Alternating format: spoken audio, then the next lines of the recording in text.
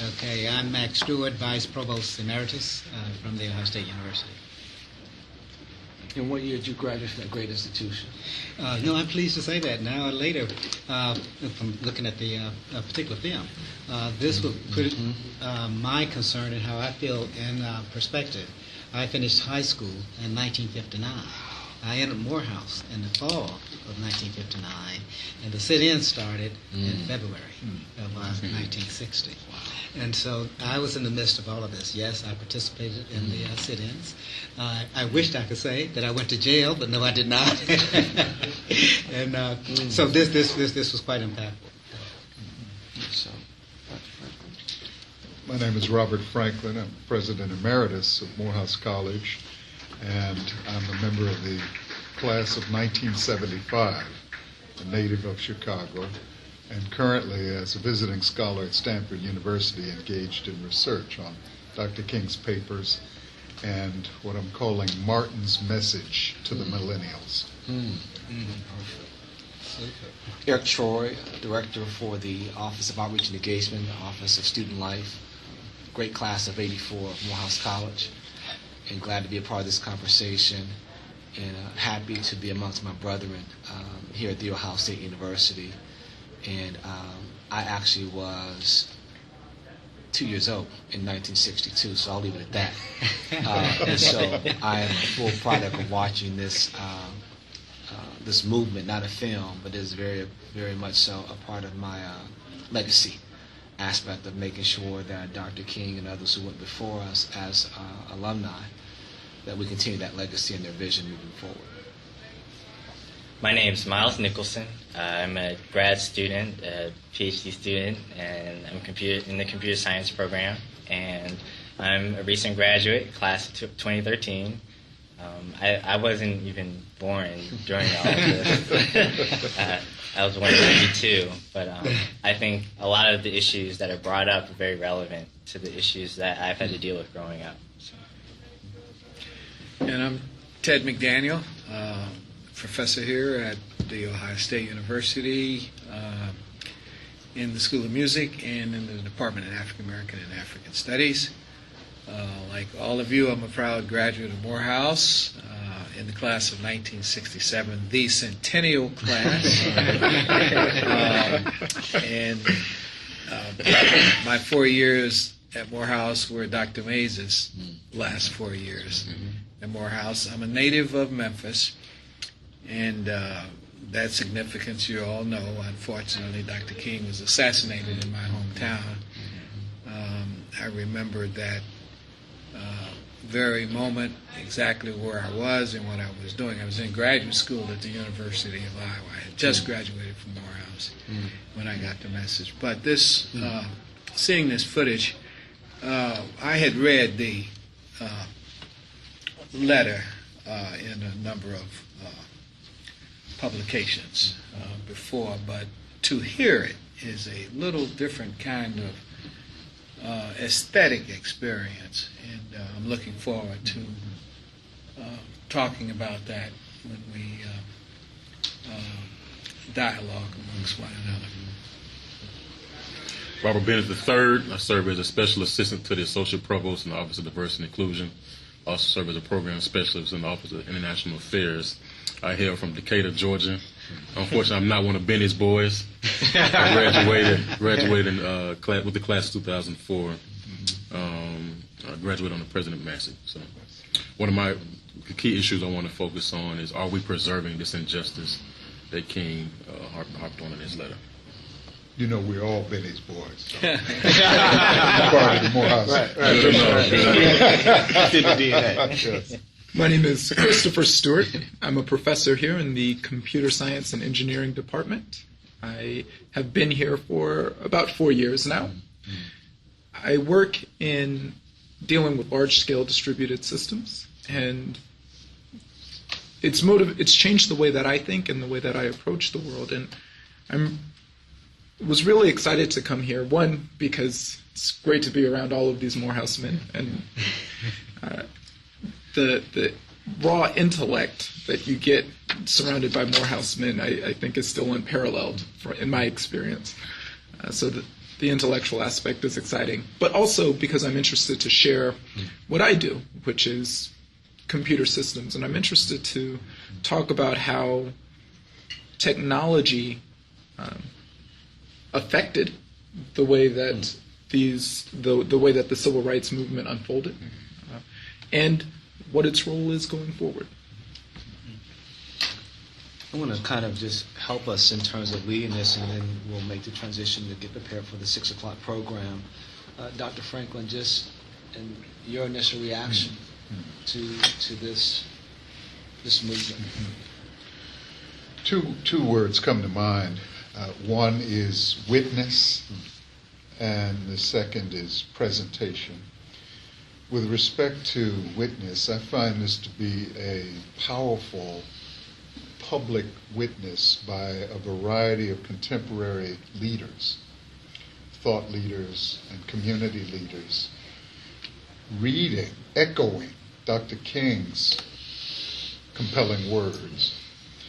And in a sense, by virtue of their participation in this project, I think co-signing King's moral exhortation, challenge to America, and an invitation to America to grow up and to close the gap, the discrepancy between American rhetoric and American reality.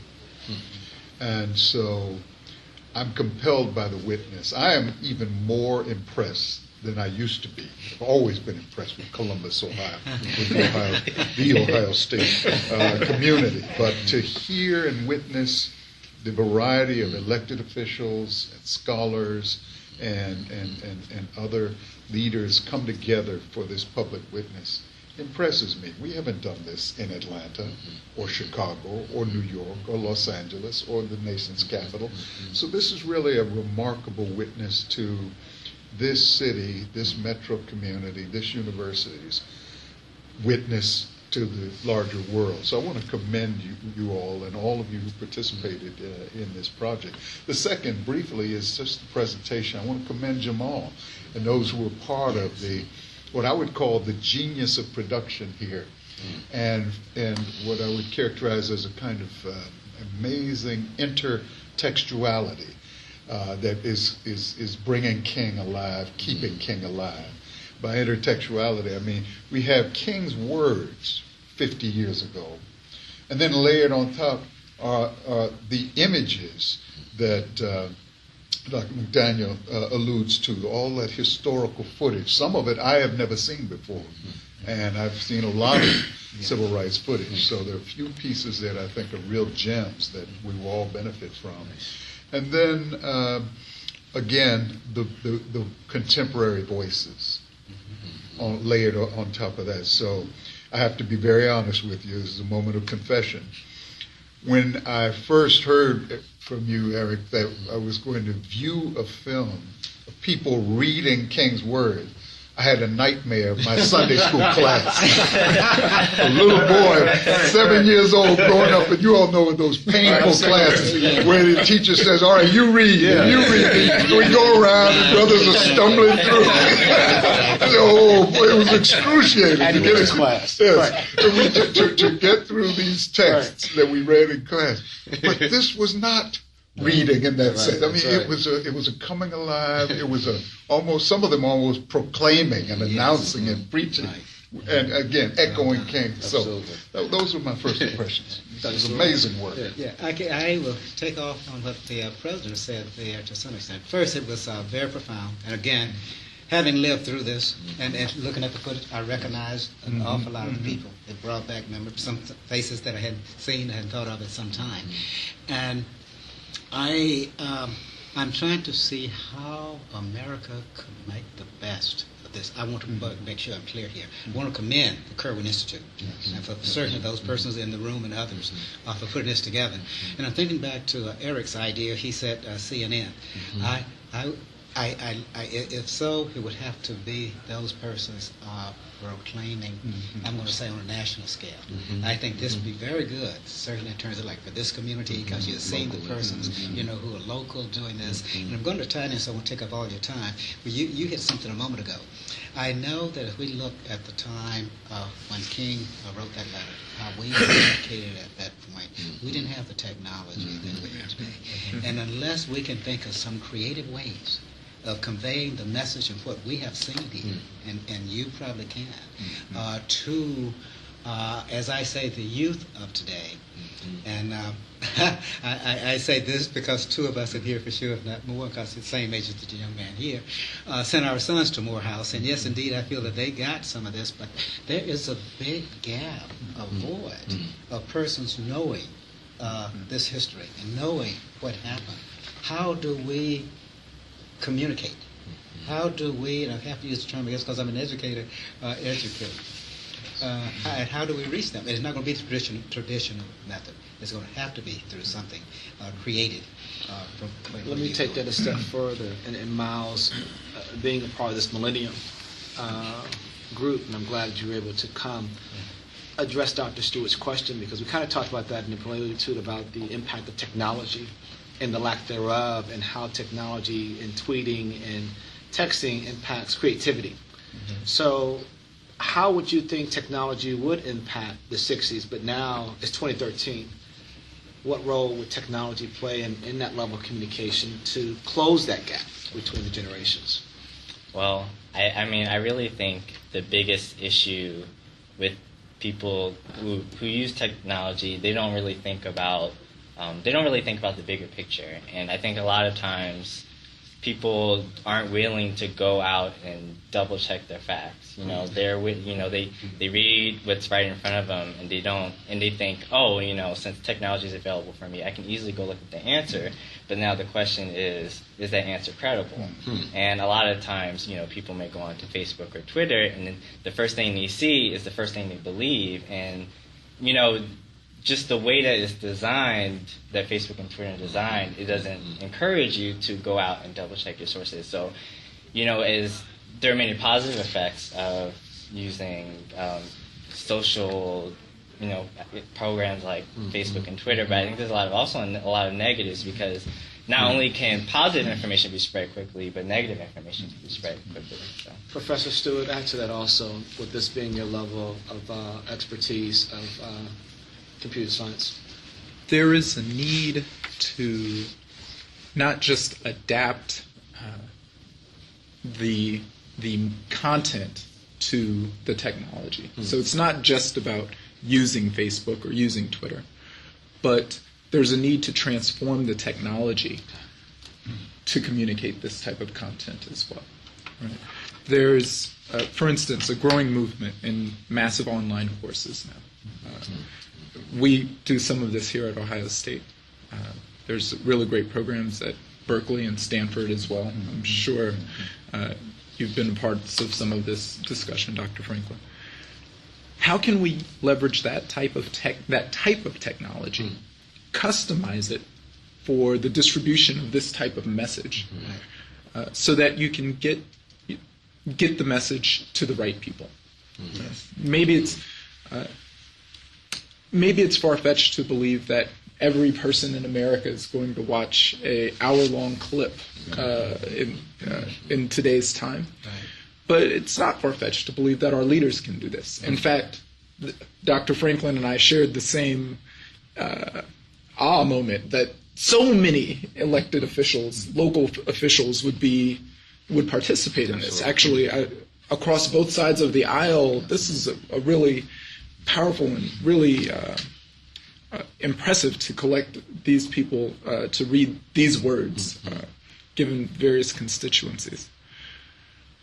How do we, is it possible to use the technology so that others, so that leaders in general, so that we can scale that out, so that we can distribute this in a way that leaders in Texas, leaders in Colorado can also express their commitment and can verify their commitment? The technology isn't there for that right now. That's potentially a research question for you, Miles. You could look into something like that. But that's something that could happen and would be a good way to continue the distribution of this. Dr. McDaniel? Yeah, I'm going to go to the B side of that record for a moment. That what? What was that? The B side. A record. What is a record?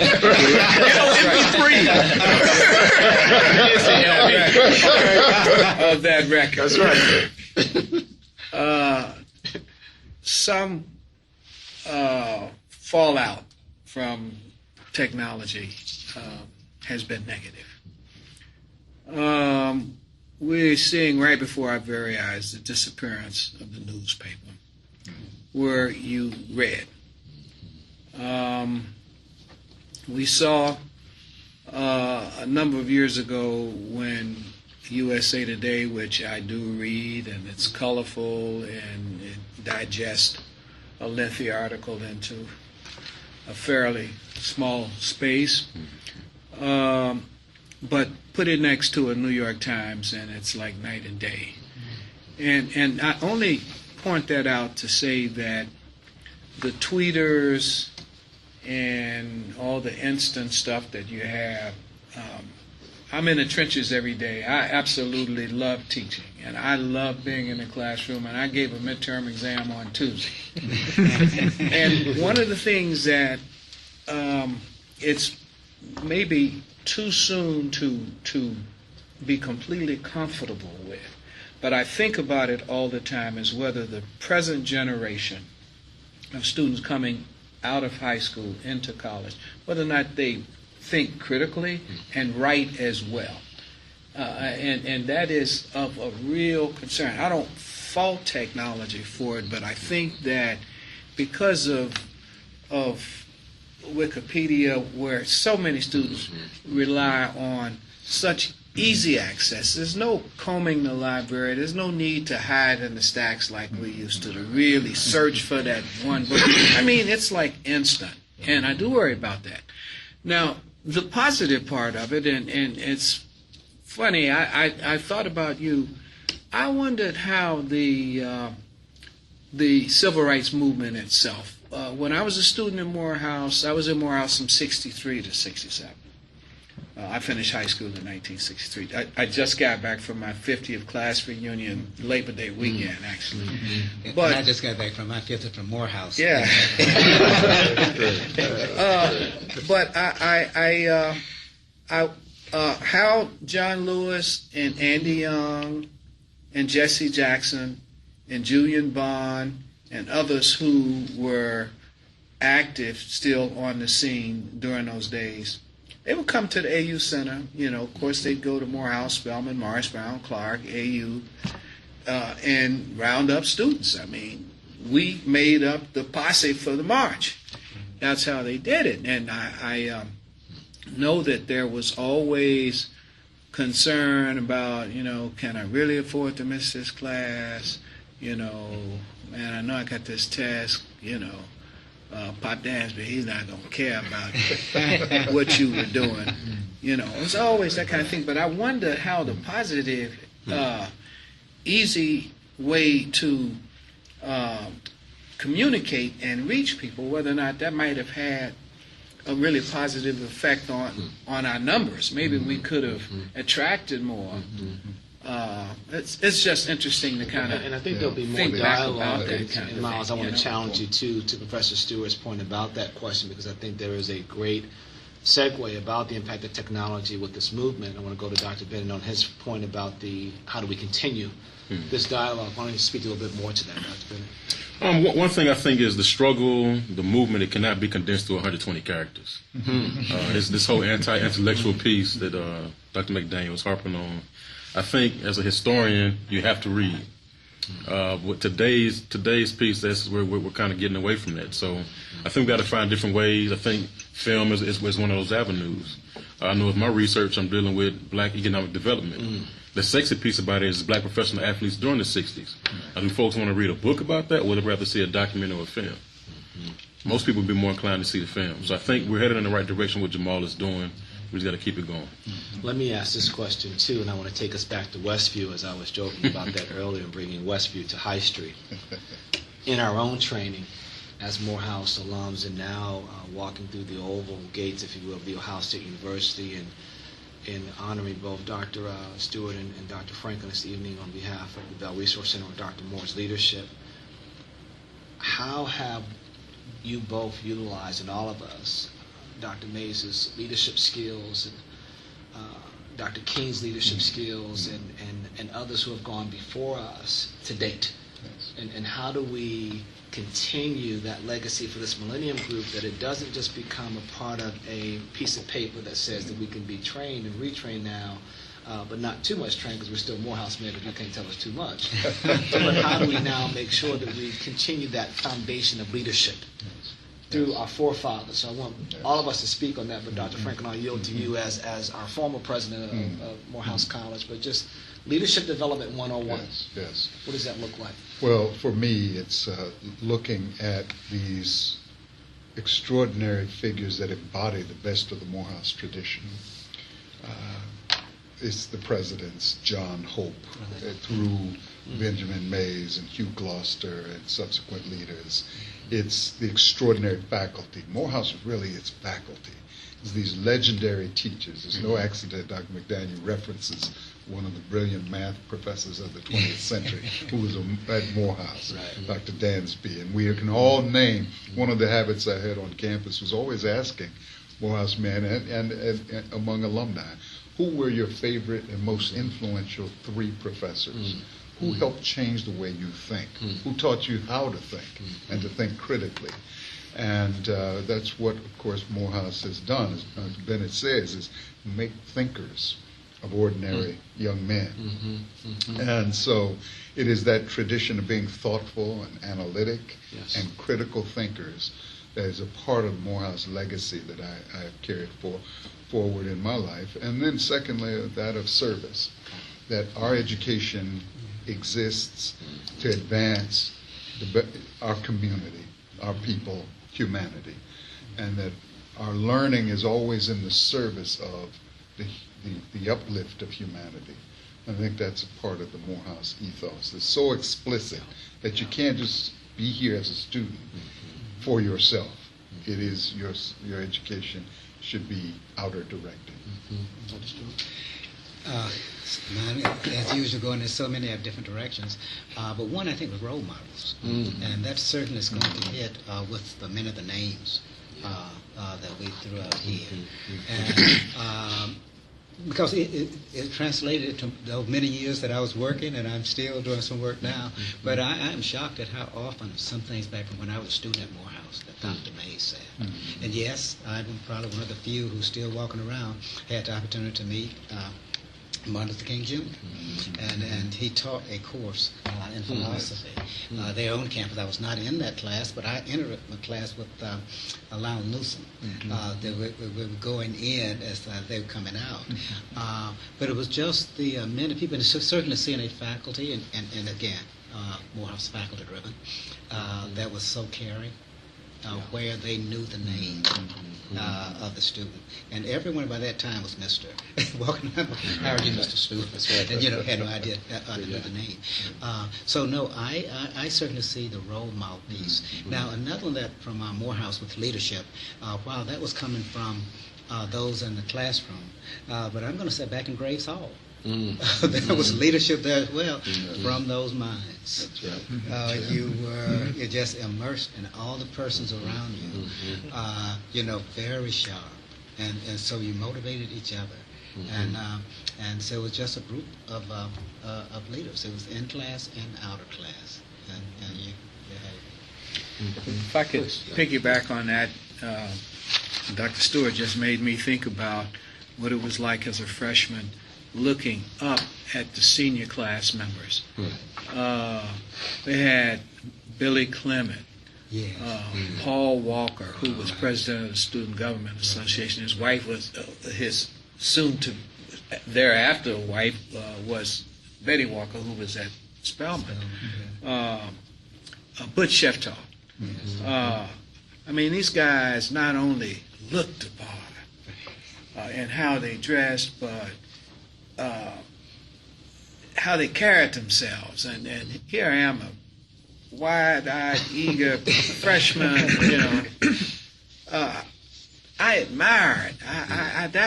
That's one of the greatest things about Morehouse, and it's hard to get others who have not experienced that to really understand how you can have such admiration for peers. Exactly. You know, I mean, people who stand for something, people who could get up and debate, people who just keep you up all night talking yang in the dorm, but they were about something. Now, they were about a whole lot of things. But they were about something. And I mean, I can't even imagine there being another institution that could provide. I agree. And the next one is that Morehouse put out a calendar. It's a desk book. I want to say it was 67 or somewhere, but it had the pictures going back to 42 and before that. If you would look at a particular class or a picture, you would assume it was current. As you move through the years, it did not change. It was E.A. Jones, a professor of language. It was when they had a picture of him when he was a student sitting there. And look at that at the current time, nothing changed. And I think, Dr. Stewart, and I'll go to our last point, and I think that's that mystique that Dr. Franklin, as you know, has always been a part of the conversation of what is that mystique that comes with being a Morehouse man, but also even after you leave that foundation, that there's something about returning and going back for my 30th this year. It's just I'm speechless to know that 30 years ago, as Dr. McDaniel was talking about, I walked into the great nave and got that introduction, look to your left and look to your right, because one of you will not be here. But the other thing is that 90% of the brothers were valedictorians, and I was not one of them. Yes. But that let me know, back to Dr. McDaniel's point, that I was a part of the best in the world. Yes. And I think we bring that to the Ohio State University in our various disciplines and our various work, that we demand the best. But my last point is, how do we continue? One of the points that was in the letter that was addressed in the film, but are we creative extremists? And I want us to really weigh in on being creative extremists, and what does that really mean going forward in this 21st century? Being creative extremists and whatnot, if we call ourselves that, we need to come out and really own that. So again, I'm going to start here at the front, creative extremists. I think mentoring the next generation of all young people, but particularly boys of color who are facing such an extraordinary educational crisis at this time, that they need leaders who invest in their development. And so for me, one of the most compelling expressions of extremism, creative extremism today, is investing the time to mentor and nurture another young brother. Very good. I liked what President said a few minutes ago was so important that we got at Morehouse was about service. And I would see that and have every reason to believe that what we saw with Martin Luther King Jr. was that in terms of service and not selfishness, but working for the community. And so I would see that in terms of that service as being given the leadership. But I also wanted to bring this up, I think there might be a time. We're talking about Morehouse College, because it was built as a man. We're talking about the Bell Center here at Ohio State.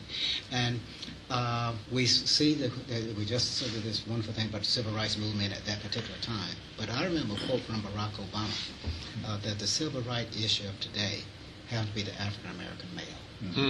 And the civil rights issue of today happens to be the African American male. So I think that if anyone's going to make an impact, and should be out front as an extremist, it should be within these particular groups. And so another one I thought of too, that King did that writing. Well, I wouldn't think of it. I said the guy's in prison. He couldn't run to the library to get a book, to get that quote. He had it all here. Yes. So I'm grateful for Morehouse College for nurturing him like that. But my mind immediately went to one of the main issues that I see with African American males today, the number in prison. And I think that when he was in prison, he had a chance to think, he had a chance to write, but then you got to have something to think about. And so fortunately he had that and could go, how, but I would still say, and maybe go back to technology as well, what can we do to try to help that group that's in there? We need to alleviate it, but we need to also just not Professor stop. Stewart, yeah, I like that. Yeah, I think there's. You could view extremist as an adjective for leader, right? So when you say that someone is an extremist, it means they're on the fringe, they're leading a group of people. That's what Morehouse produces. In fact, I would go as far as to say asking whether or not Morehouse will continue to produce leaders is like asking, will Hollywood continue to produce hits? Will Silicon Valley still make software? This is something that is very much ingrained in Morehouse. To answer your question of how we encourage that, I think the letter talked about steps after negotiation, right? Self-purification and direct action. We often focus on the direct action phase because that's what was very important at the time and was most visible. Right? But there's opportunity for leadership in both. So you can be a direct actor, you can be the person that stands on the front lines and recruits people. There's also an important need for people that are going to develop the infrastructure to teach people and prepare them for the future. And there's a need in both places, and undoubtedly, Morehouse men will step up and fill that. I think today, as I think about direct action, I think about asking Morehouse men to become. It's unfortunate that it is a bit of an extreme action. It really shouldn't be, and that is to put their money where their mouths are. We're going to have to support the institution. The society has changed in so many ways, and what could have happened even just 10 years ago, it just cost so much more. And we, as a community, I hope Morehouse men, one of the things that we can continue to be certain that our graduates know how important giving is. And I mean giving financially. I mean time is important and what we think and say and write and do and that kind of stuff. But the college needs money. The college needs money. We've got to get in the habit of getting people in our community who can give. They may not be able to give huge sums, but if they just gave what they could give, I think the institution and most black institutions would be in a much better shape. We are not in the habit yet of giving. We are in the habit of getting what we can get from it. But we're not yet where we really ought to be, and I'm hoping in this next big period in our lives that would become something that we know that has to be habit forming and just a regular part of what we do. Miles, comments, and then I'll close it up to me. I think the greatest way I feel like Morehouse can continue to inspire the young generations coming in is to take the experiences of the past and connect them to the experiences of today, and not only just do that, but also encourage them to do something about that. I think that speaks to me personally because I'm always in history class. I'm always learning about these are the injustices of the past.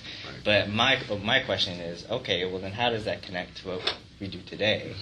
And I think a lot of people in the younger generations, they have that sense of apathy because they don't understand that a lot of what's happening before is still happening today and they can't see it. And I think that's the most important thing that Morehouse and any institution needs to do for the younger generations moving forward.